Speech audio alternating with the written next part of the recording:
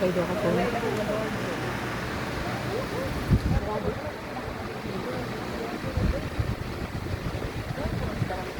Do you believe in God, the Father Almighty, creator of heaven and earth? I do. Do you believe in Jesus Christ, His only Son, our Lord, who was born of the Virgin Mary, was crucified, died, was buried, rose from the dead, and is now seated at the right hand of the Father? Do you believe in the Holy Spirit, the Lord, the giver of life, who came upon the apostles at Pentecost, and today is given to you sacramentally in confirmation? I do. Do you believe in the Holy Catholic Church, the communion of saints, the forgiveness of sins, the resurrection of the body, and life everlasting? This is our faith. This is the faith of the Church.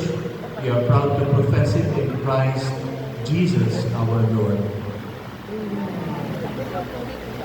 So this is now the part of the day